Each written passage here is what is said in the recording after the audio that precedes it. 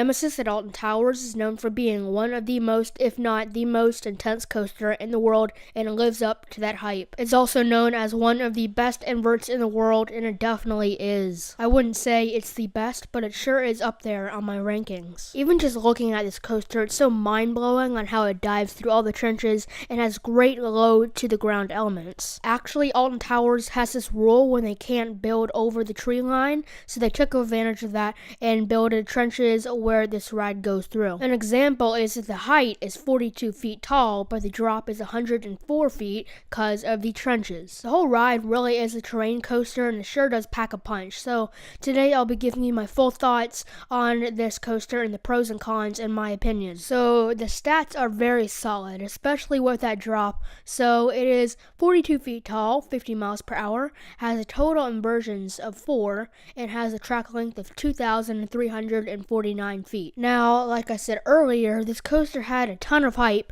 when I was coming into it, like it being like one of the best coasters in the world. I wouldn't say it was that good, but it sure is my favorite ride at Alton Towers and in the UK. So if you're going into this coaster, just be sure to ride it in the front and the back just to get the full ride experience. Now, I think the front is better because you actually see like where you're going through the trenches, but overall both rows are pretty great. Now, this ride is for sure one of the most intense coasters out there. All the trenches, low to the ground elements, and very tight elements make the intensity of this whole ride basically. I would probably say it's the second most intense coaster in the world, right behind I-305 at King's Dominion. Both rows are really intense, and it just feels like so forceful going through each element. Now here I have one question. Now, I'm not a physics person or anything, but I don't get on how you can get so much like speed and intensity off this little drop to start off the ride. It's not a steep drop or even big at all, but like for it to go through all the corkscrews,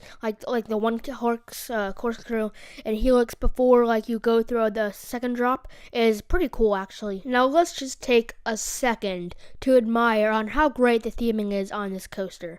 Now it's like an alien has taken over like all the surroundings, like the station is covered in like the creature's organs. All around it there is like skeletal stuff. I mean, they even got a real B&M track and made it look like it was taken over by the alien. I think they did a fantastic job theming this coaster. Like, bravo for Alton Towers for this job. It just looks so cool, and I wish other coasters would have theming like this. Now, there is a stream that runs under the coaster too, which actually used to be like red, but due to like the water actually be red, but due to issues such as getting into the water supply in the nearby area, they had to remove it. But it would be very cool seeing that red water, and the track color looks so good, especially after it gets like rusty, like when other coasters like get rusty, like they just look worse than they like first were when they opened. But this one, it just adds to the theme. It really does look good. Like the feel that like the whole area has been taken over by a creature.